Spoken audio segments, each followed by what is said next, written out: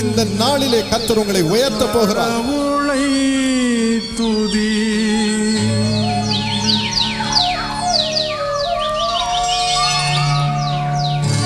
நிகழ்ச்சியை பார்த்து கொண்டிருக்கும் உங்கள் ஒவ்வொருவர் வாழ்வில் ஆண்டவர் தமது சமாதானத்தை ஊற்றப் போகிறார்.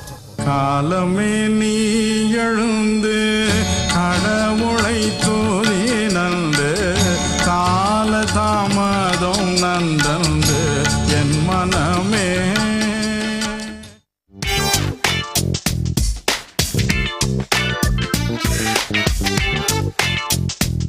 மிஸ்ஸஸ் நோரின் பேட்ரிக் சூசை மும்பையிலிருந்து இந்த நிகழ்ச்சியை ஆதரித்திருக்கிறீர்கள். 10 வருடங்களுக்கு மேலாக இயேசு அழைக்கிறார் ஊழியத்தை தாங்கி வரும் உங்களுக்கு நன்றி கூறுகிறேன். எசேக்கியேல் 36:11 படி, பூர்வ நாட்களில் நீங்கள் இருந்த நிலைமையில் நான் உங்களை ஸ்தாபித்து உங்கள் முந்தின சீரை பார்க்கலும் உங்களுக்கு நற்சீர் உண்டாக செய்வேன். ஏசப்பா, தயவு செய்து இம்மானுவேலை சுகமாக்கும், அது ஜீவன் அவருக்குள் இறங்கட்டும் ராஜா. ஆண்டவனே, சகோதரி நோரின் அவர்களையும் சகோதரர் பேட்ரிக் சூசை அவர்களையும் சோஃபியா ஆண்டனியும் ஆசீர்வதித்து அவர்களுக்கு ஃப்ளாட்ஸை நீரே கொடுத்து எல்லா பண தேவையும் சந்தித்து கனம் பண்ண சுவாமி. சோஃபியாவுக்கு பாஸ்போர்ட்டை கொடுத்து UK செல்ல வாசலை திறந்தரலும். குடும்ப அனைவருக்கும் சுகத்தை தாரும். இயேசுவின் நாமத்தில் பிதாவே, ஆமென். என் அன்பு சகோதர சகோதரிகளே, உங்கள் ஒவ்வொருவரையும் இன்றைய நிகழ்ச்சிக்கு வரவேற்பதில் பேரானந்தம் அடைகிறேன்.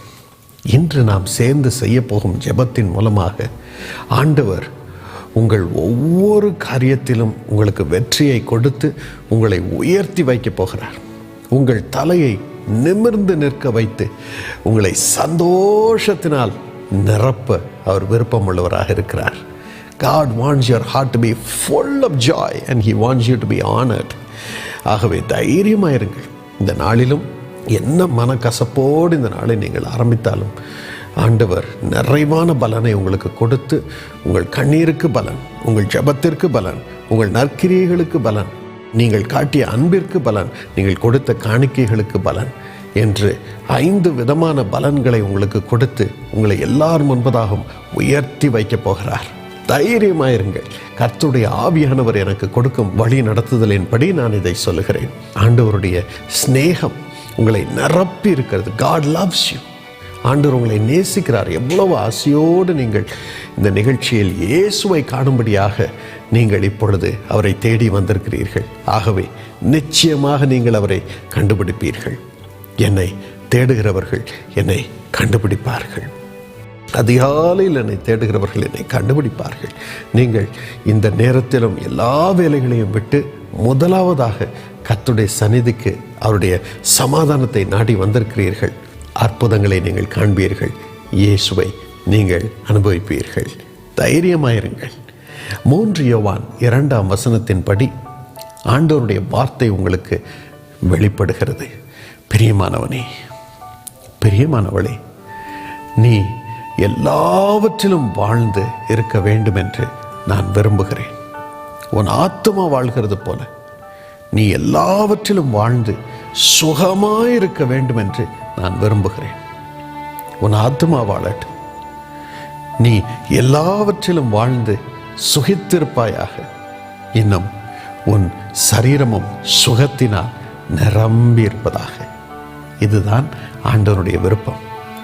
இயேசுவின் மார்பில் சாய்ந்து கொண்டிருந்த யோவான் மூலமாக வெளிப்பட்ட இயேசுவின் இருதயம் இதுதான். ஆகவே தைரியமாயிருங்கள். இந்த நாளிலும் அப்படி ஆண்டவருடைய ஆசீர்வாதத்தை அவருடைய விருப்பத்தின் மூலமாக அனுபவித்த ஒருவருடைய அனுபவ சாட்சியை இப்பொழுது கேட்போமா? மஞ்சு, போரூர்லேருந்து வரேன். கர்த்தருடைய நாமத்துக்கு ஸ்தோத்திரம். இந்த சாட்சிகள் கொடுக்கறதுக்கு எனக்கு சந்தர்ப்பத்தை கொடுத்ததுக்காக கொடாக்கூடி நன்றி ஆண்டவருக்கு. காலில் வீக்கம் இருந்து ரொம்ப கஷ்டப்பட்டேன். ஒரு கிட்டத்தட்ட ஒரு 8 மாதத்துக்கு முன்னால் ரொம்ப கஷ்டப்பட்டேன். கால் வீங்கி எல்லா டாக்டர்ஸையும் ஆனக்கால் நோய் குணமே படுத்த முடியாது சொன்னாங்க. என்னால் நடக்க முடியாது. கால் பஸ்ஸிலேருந்து இறங்கும்போது, பஸ்ஸு ஓடும்போதே இறங்கிடலாமா அப்படி தோணும். உட்கார முடியாது பஸ்ஸில். அவ்வளோ ஒரு அவஸ்தைப்பட்டேன். தொடையிலேருந்து அவ்வளோ பெருசாக வீங்கிடுது கால். நினைக்கவே இல்லை அது என்ன இன்ஃபெக்ஷன்னு எனக்கே தெரியல. ஹாஸ்பிட்டல் டாக்டர்லாம் எல்லாம் சொன்னாங்க, பார்க்காத டாக்டர்ஸ் கூட அது எல்லாருமே குணப்படுத்த முடியாது, கடைசி வரைக்கும் அது வீங்குதுங்க. ஆனால் நான் இங்கே ஜெபகோபுரத்தில் வந்து எல்லாருக்கிட்டையும் ஜெபிச்சுட்டு போவேன், ப்ரேயர் ரிக்வெஸ்ட்லாம் எழுதிட்டு போவேன். ஜெபந்தான் அது. அப்புறம் வந்து ஹாஸ்பிட்டலில் போய் 5 நாள் அட்மிஷன் ஆனேன். அந்த 5 நாளும் பெட்டில் சேரணும்னு சொல்லிட்டார் டாக்டர். இங்கே வந்து சேப்பல் ஹாலில் அவ்வளோ அழுதேன், ஆண்டவரே நாளைக்கு பெட்டில் சேரணும், இதில் ஒரு கத்தி கூட படக்கூடாது காலில், நீங்கள் தான் என்னை குணப்படுத்தணும் அப்படின்னு சொல்லிட்டு அழுதுட்டு போய் அட்மிஷன் ஆனேன். அந்த 5 நாளும் ஆண்டவர் அற்புதமாக நடத்தினார். போனதும் அந்த ஒரு 8 cc இன்ஜெக்ஷன் போட்டாங்க. ஒரு நாளைக்கு 4 மணி நேரத்துக்கு ஒரு இன்ஜெக்ஷன் போட்டு ஆண்டவர் பெரிய அற்புதம் செஞ்சு என் காலை குணப்படுத்தினார். ஒன்றுமே இல்லைன்ட்டார் காலுக்கெலாம்.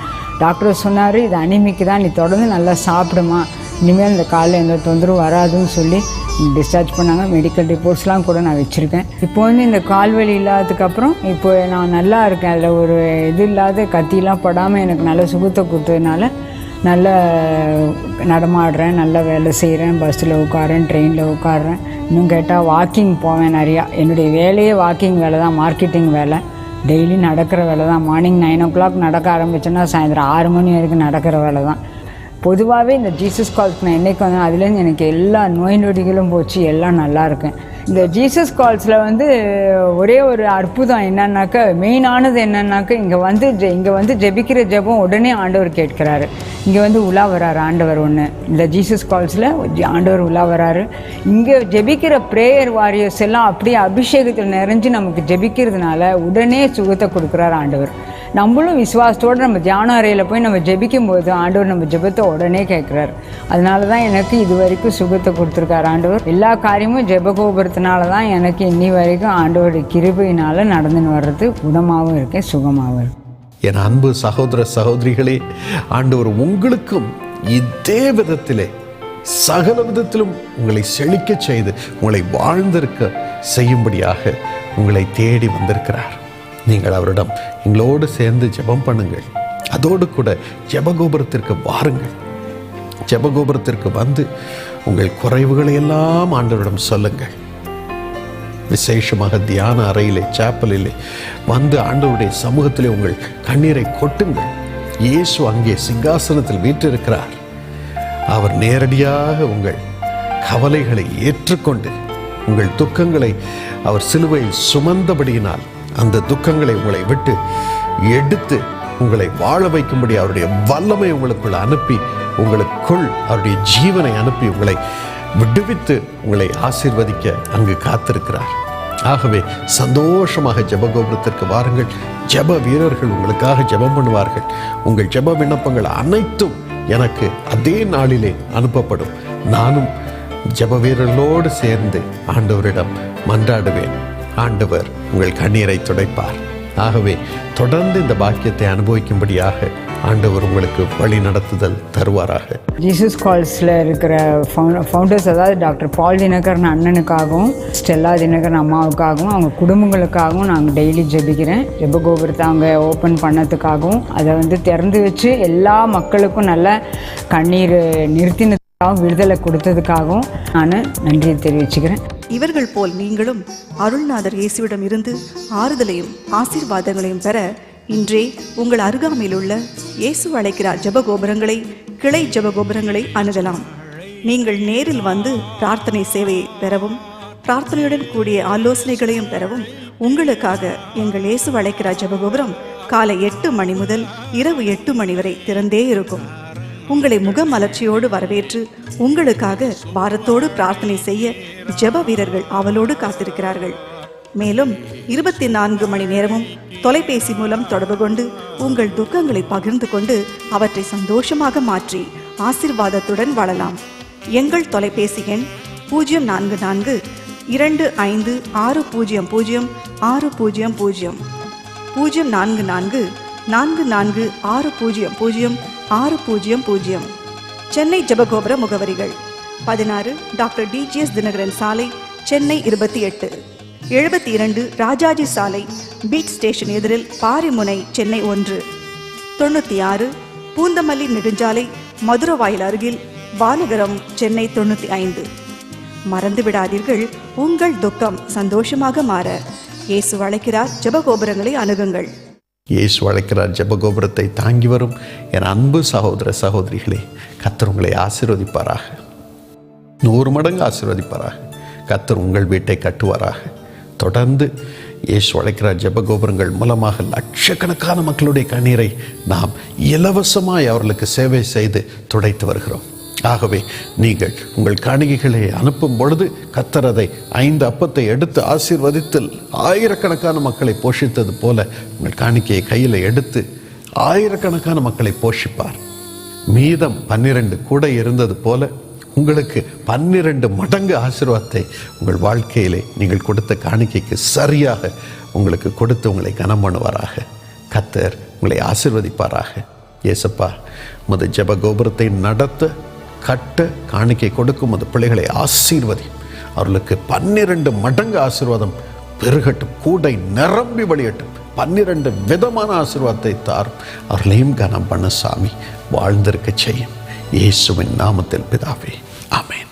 பல்லாயிரக்கணக்கான மக்களுக்கு ஆசீர்வாதமாய் திகழும் சென்னை டாக்டர் டிஜிஎஸ் தினகரன் சாலையில் புதிதாய் கட்டி எழுப்பி வரும் டிஜிஎஸ் தினகரன் நினைவு ஜெபகோபுரத்தின் கட்டுமான பணிக்காக இதுவரை நன்கொடை வழங்கிய அன்பு பங்காளர்களுக்கு எங்கள் மனமார்ந்த நன்றி.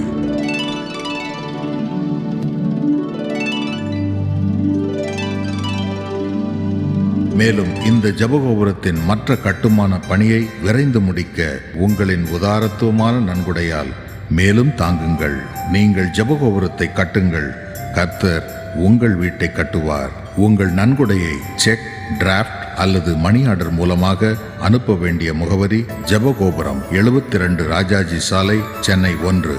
மேலும் credit card, debit card, net banking மூலம் உங்கள் நன்கொடையை மிக பாதுகாப்புடன் அனுப்ப www.jesuscalls.org என்ற இணையதளத்தில் வசதிகள் செய்யப்பட்டுள்ளது. இப்பொழுதும் டாக்டர் டிஜிஎஸ் தினகரன் அவர்கள் வழங்கிய வல்லமை நிறைந்த இறைவார்த்தைகளின் ஒரு பகுதியினை உங்கள் ஆசீர்வாதத்திற்காக வழங்குகிறோம். கேட்டு ஆசீர்வாதம் பெறுங்கள். இன்று நம்முடைய தாழ்வில் நாம் எப்படி ஜெபிப்பது என்பதை குறித்து நாம் பார்க்க போகிறோம்.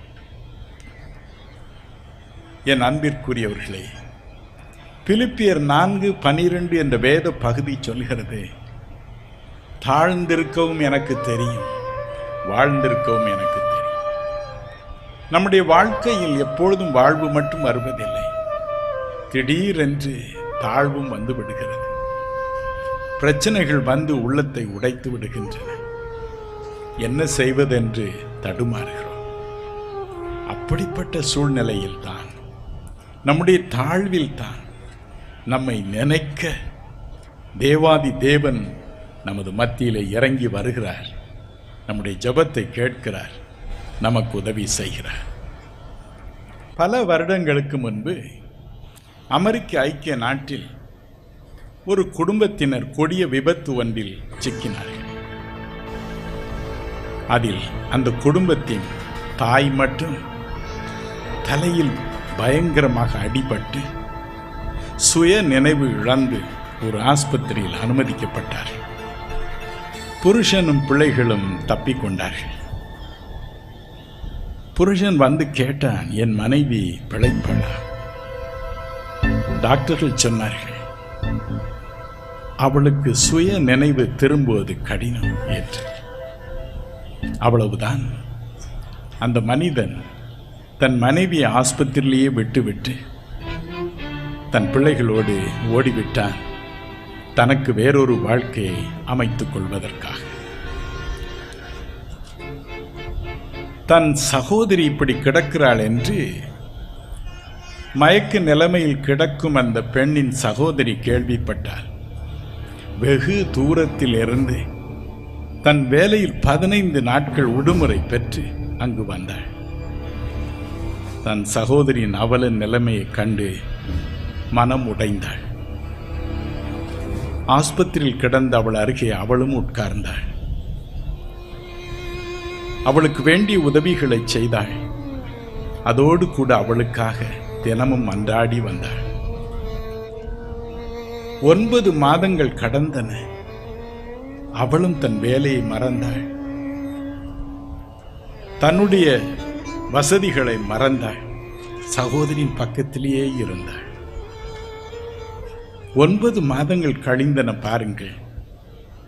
ஒரு நாள் மயக்க நிலைமையில் கிடந்த அந்த பெண் திடீரென்று கண் விழித்து பார்த்தாள்.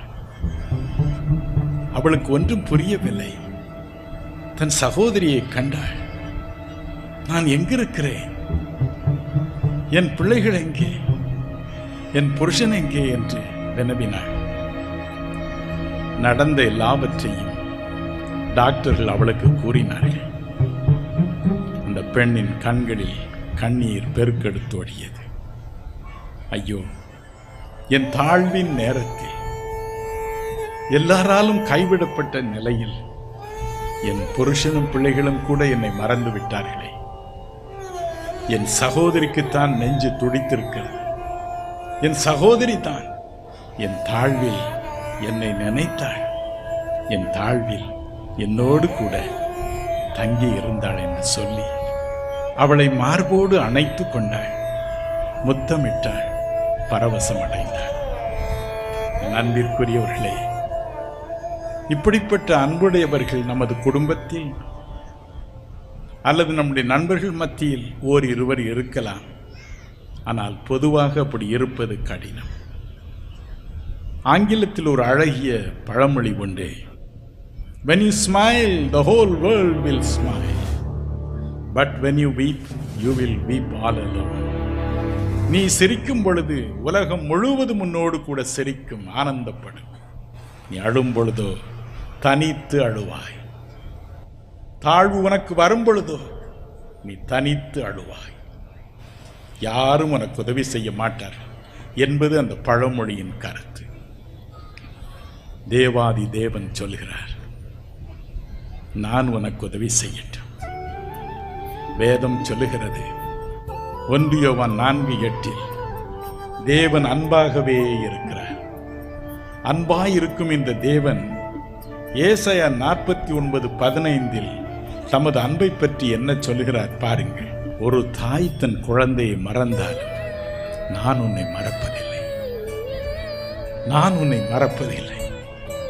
அதுதான் அன்பு, அதுதான் தேவனுடைய அன்பு, நம் பரம பிதாவின் அன்பு, இறைவனின் அன்பு, நம்மை உண்டாக்கினவரின் அன்பு. அவர் சொல்லுகிறார் எபிரேயர் 13:5 நான் உன்னை விட்டு விலகுவதும் இல்லை, உன்னை கைவிடுவதும் இல்லை என்று. என் அன்பிற்குரியவர்களே, இந்த தேவன் 2000 வருடங்களுக்கு முன்பு பூமியில் இறங்கினார். மனு உருக்கொண்டு இறங்கினார். எதற்காக? நம்மோடு தங்கி இருப்பதற்காக, நம்முடைய தாழ்வில் நமக்கு உதவி செய்வதற்காக. நம்முடைய தாழ்வு நேரங்களில், நம்முடைய தனிமை நேரங்களில் நாம் கதறும் பொழுது அதை கேட்டு உடனே உதவி செய்வதற்காக. இதற்காகவே அவர் இறங்கி வந்தாரா? என் அன்பிற்குரியவர்களே, வேதம் சொல்கிறது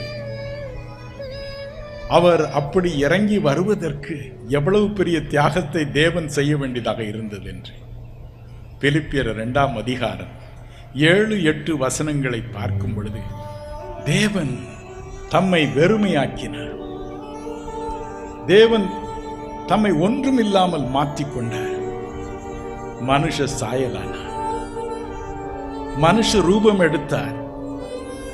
சிலுவை மரண பரியந்தம் தன்னை தாழ்த்தினார், தன்னை தாழ்த்தினார். எதற்கு? நம்முடைய தாழ்வில் நம்மோடு பங்கு பெறுவதற்கு. என் அன்பிற்குரியவர்களே, என்னென்ன விதத்தில் அவர் தன்னை வெறுமையாக்கினார் என்பதை குறித்து சற்று நாம் சிந்திப்போமா? இயேசு கிறிஸ்து சிலுவையில் தொங்கி அவதியுறும் நிலைமையில் வேதம் சொல்லுகிறது, அவர் ஒவ்வொருவருக்காகவும் மரணத்தை ருசி பார்த்தார். என் அன்பிற்குரியவர்களே, 1 தீமோத்தேயு 6:16 சொல்கிறது, தேவன் சாவாமை உள்ளவர், அவருக்கு சாவு என்பதே கிடையாது. உபாகம் 32:40 தேவன் தம்மை பற்றி சொல்கிறார், நான் என்றென்றும் ஜீவித்திருக்கிறவன். நான் என்றென்றும் ஜீவித்திருக்கிறவன். வெளிப்படுத்தின விசேஷம் 22:13 சொன்னார், நானே ஆதி, நானே அந்தம், நானே தோற்றம், நானே முடிவு, எனக்கு சாவாமை உண்டு, சாவு என்பது எனக்கு இல்லை என்றார். ஆனால் நமக்காக தன்னை வெறுமையாக்கினார், ஒன்றுமில்லாமல் ஆக்கினார், தன்னை தாழ்த்தினார், தனக்கும் மரணத்தை ஏற்றுக்கொண்டார். மரணத்தை கண்டு அஞ்சாதவன் எங்கு இருக்கிறான்? எபிரேயர் 2:15 பாருங்கள். ஆயுள் முழுவதும் மனிதன் மரண பயத்தில் தவிக்கிறான். எனவேதான் எபிரேயர் 2:9 சொல்லுகிறது, தேவாதி தேவன் சொன்னார், என் பிள்ளைகள் அனுபவிக்கும் இந்த மரண வேதனை, மரண கசப்பை நான் ருசிக்கட்டும். வேதம் சொல்லுகிறது, நன்றாய் கேளுங்கள்.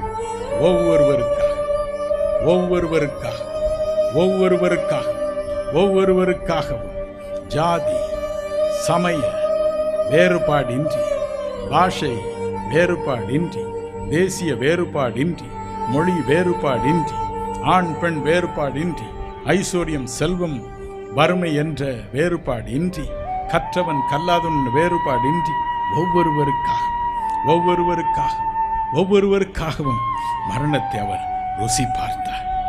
நான் மரணத்தை அனுபவிக்கட்டும். சாவில்லாத நான், சாவாமை உள்ள நான், சாவென்றால் என்னதென்று தெரியாத நான் சாவை ருசிக்கட்டும், இந்த கசப்பை மறந்தட்டும், எனது பிள்ளைகளுக்கு சாவை அமிர்தமாக மாற்றட்டும் என்றார். அதன் வழியே கடந்து போனார். அதுதான் அன்பு, அதுதான் அன்பு.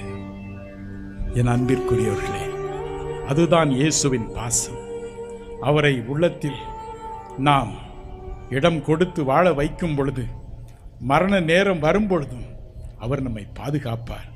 மரண நேரம் வரும் பொழுது அது ஒரு இன்பமான அனுபவம். உலகை விட்டு போகிறேன், மோட்சம் போகிறேன், நான் அவரிடம் போய் இருப்பேன் என்ற ஒரு இனிய அனுபவம் தான் அது. மரண பயம் என்றும் நம்மை விட்டு இன்று இரவு அகலும். இன்று இரவு எத்தனை பேர் கருணை கடலே என் உள்ளத்தில் வந்து தங்கும், என் உள்ளத்திலே வசித்தருளும், எனக்கு மரண பயம் வேண்டாம் என்று சொல்கிறீர்களோ, அத்தனை பேருடைய உள்ளத்திலும் அவர் தங்குவார். மரண பயம் இன்று உங்களை விட்டு நீங்கும். நீங்கள் இந்த நன்மைகள் அத்தனையும் பெற்று அனுபவிக்கப் போகிறீர்கள். ஆம், தாழ்வில் நம்மை நினைப்பவர் இன்று நமது மத்தியில் வந்திருக்கிறார், நம் மத்தியில் உலாவி இருக்கிறார். ஒரு அழகிய பாடல் உண்டு பாருங்கள். நீ இல்லாத நாளெல்லாம் நாளாகுமா? நாமும் பாடுவோம், நீ என்னோடு இருக்க வேண்டும், 24 மணி நேரம் நீ என்னோடு இருக்க வேண்டும், எனக்குள் இருக்க வேண்டும், எனக்கு அப்பொழுது தாழ்வெல்லாம் வாழ்வாகும் என்று பாடுவோமா? நீ இல்லாத நாளெல்லாம் நாளாகுமா? நீ இல்லாத வாழ்வெல்லாம் வாழ்வாகுமா? நீ இல்லாத நாளெல்லாம் நாளாகுமா? நீ இல்லாத வாழ்வெல்லாம் வாழ்வாகுமா? உயிரின் ஊற்றே நீயாவாய், உண்மையின் வழியே நீயாவாய், உயிரின் ஊற்றே நீயாவாய், உண்மையின் வழியே நீயாவாய், உறவின் பிறப்பே நீயாவாய், உள்ளத்தின் மகிழ்வே நீயாவாய். நீ இல்லாத நாளெல்லாம் நாளாகுமா? நீ இல்லாத வாழ்வெல்லாம் வாழ்வாகுமா? நீ இல்லாத நாளெல்லாம் நாளாகுமா? நீ இல்லாத வாழ்வெல்லாம் வாழ்வாகுமா? நீ இல்லாத நாளெல்லாம் நாளாகுமா? நீ இல்லாத வாழ்வெல்லாம் வாழ்வாகுமா?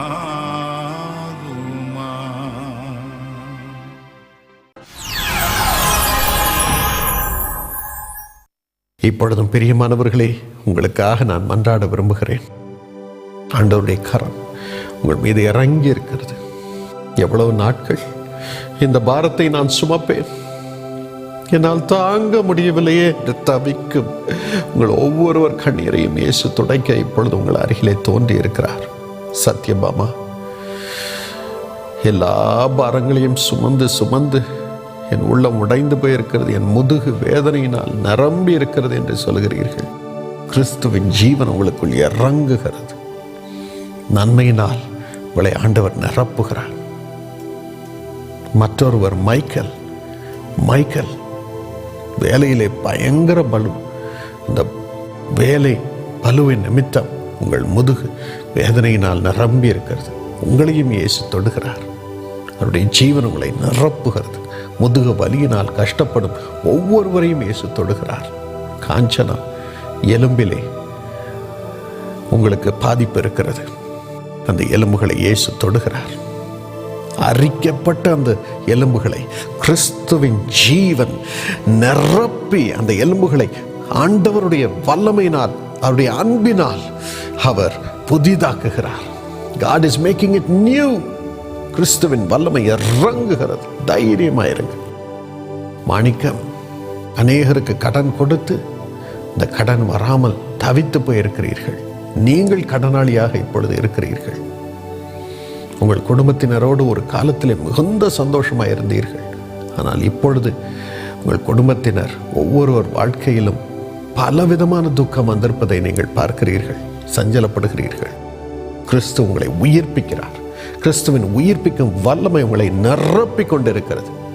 கர்த்தர் நிச்சயமாக உங்களை திரும்ப மகிமைப்படுத்துவார். நான் எழுந்திருப்பேனா, வாழ்க்கையில் இனி எனக்கு நம்பிக்கை உண்டா என்று சொல்கிறீர்கள். இயேசு உங்களை உயிர்ப்பிக்கிறார். கவலைப்படாதீர்கள். ஒவ்வொன்றும் உங்களுக்கு திரும்பி வரும். நன்மையான நாட்களை கர்த்தர் கொடுக்கிறார். Thank you Jesus. Thank you holy spirit. Silvanus, கர்த்தர் உங்களை ஆசீர்வதிக்கிறார். நீங்கள் போக வேண்டிய இடத்திற்கு அவரே உங்களுக்கு வாசலை திறந்து உங்களை கொண்டு போய் சேர்ப்பார். அங்கு செழிப்பீர்கள். கனம் உங்களுக்கு உண்டாகும். எல்லாரும் உங்களை குறித்து பெருமையாய் பேசுவார்கள். நீங்கள் உயர்த்தப்படுவீர்கள். மிகப்பெரிய சாதனைகளை நீங்கள் புரியும்படி கர்த்தர் உங்களுக்கு வாசலை திறக்கிறார். அவரே உங்களை அழைத்து கொண்டு செல்வார். தைரியமாயிருங்க, கவலைப்படாதிருங்க. இப்பொழுது உங்களுக்காக நான் மன்றாட விரும்புகிறேன். ஏசப்பா, என்னால் ஒன்றும் முடியலையே என்று தவிக்கும் அது பிள்ளைகளை நீர் கட்டி அணைத்து முத்தமிட சுவாமி. அவர்களை ஆசீர்வதியும். அவர்களுக்கு நீர் வாசலை திறந்தரும். உமது உயிர்த்தெழுதலின் வல்லமை இறங்கட்டும் சுவாமி. உமது வெளிச்சம் இறங்கட்டும் சுவாமி. அவர்கள் கேட்கிறதற்கு அதிகமாக 10 மடங்கு அதிகமாக ஆசீர்வாதம் அவர்களை தேடி வரட்டும். இழப்புகள் எல்லாவற்றையும் சரி செய்து எல்லாம் திரும்ப அவர்களுக்கு வரும்படி அருள் புரியும் அப்பா. தயவு செய்து தலையிலே கட்டியோடு இருக்கும் ஒவ்வொருவரையும் தொடும். மல்லிகா, இயேசு உங்களை தொடுகிறார். அந்த தலைவலி மறைகிறது. கிறிஸ்துவின் ஜீவன் இறங்குகிறது. சரீரத்திலே, வயிற்றிலே பிரச்சனையோடு பலரை பார்க்கிறேன். கிறிஸ்துவின் ஜீவன் அவர்கள் வயிற்றிலே இறங்குகிறது. Heal master, heal. வயிற்றை சுகமாக்கும். சுகமாய் வாழட்டும், வேலை செய்யட்டும், பிள்ளையை பெறட்டும், குடும்பத்தை நடத்தட்டும். முதுகு வலியெல்லாம் மறையட்டும் சுவாமி. முதுகு வலியை நீக்கி போடும். முது பிள்ளைகளை சுகமாக்க சுவாமி. இன்பமாய் வேலையை செய்ய, சந்தோஷமாய் வாழ்ந்திருக்க அருள் புரியும். குடும்ப வாழ்க்கையிலே வேதனையை கண்ட மக்களை நீர் விடுவியும். ஒரே அரசியல். இவரோடு பேசினால் அவர்களுக்கு பிடிக்காது, அவரோடு உறவு கொண்டால் இவர்களுக்கு பிடிக்காது. இப்படி தவிக்கும் சிலரை நான் பார்க்கிறேன். நான் என்ன செய்வேன், ஏன் இந்த குடும்பத்தில் வந்து மாட்டிக்கொண்டேன் என்று கலங்கும் ஒவ்வொருவரையும் தொடும். பத்மா, கர்த்தர் உங்களை தொடுகிறார். கர்த்தரே உங்களுக்கு எல்லாவற்றையும் வாய்க்க செய்து எல்லார் இருதயத்தையும் இந்த குடும்பத்திலே உங்கள் பக்கமாக திருப்பி உத்தமத்தை இந்த குடும்பத்திலே அனுப்புகிறார். உத்தம வார்த்தையை அனுப்புகிறார். வஞ்சகத்தை நீக்கி போடுகிறார். சமாதானத்தோடு குடும்பத்தை நடத்தும்படி அருள் புரிகிறார். இயேசப்பா, மத பிள்ளைகளை ஆசீர்வதித்து அவர்களை கனம் பண்ணுவதற்காக நன்றி. வாழவையும் அப்பா, கூடவே இரும். இயேசுப்பா, நீர்தான் இவர்களுக்கு தஞ்சம். அவர்களை உமது பொறுப்பில் ஒப்புக் கொடுக்கிறேன். ஒவ்வொன்றையும் நீர் சரி செய்த பாக்கியத்தை தாரும். இயேசுவின் நாமத்தில் கெஞ்சுகிறோம் நல்ல பிதாவே, ஆமென்.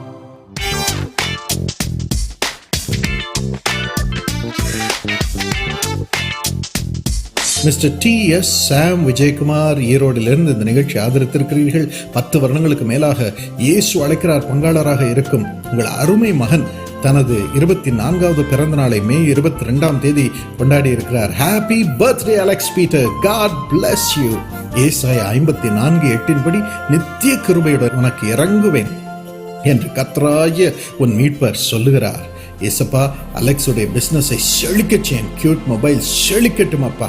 சாம் விஜயகுமார் எங்கள் சகோதரன் அவர்களை ஆசீர்வதித்து நல்ல சுகத்தை தாரும், பிசினஸை செழிக்கச் செய்யும் சுவாமி, செழிக்கச் செய்யும். அதே போல சுவாமி மிஸ்ஸஸ் மர்சி சாந்தி அவர்களுக்கு நல்ல சுகத்தை தாரும். Yeah please heal her lungs Lord. நோய் மறையட்டும். பால் இமானுவேல் அப்புக்குட்டியை ஆசீர்வதித்து நல்ல சுகத்தையும் பலனையும் தந்து செழிக்கச் செய்யும். இயேசுவின் நாமத்தில் பிதாவே, ஆமென். காலமே நீ எழுந்து கடவுளை தோதி நந்த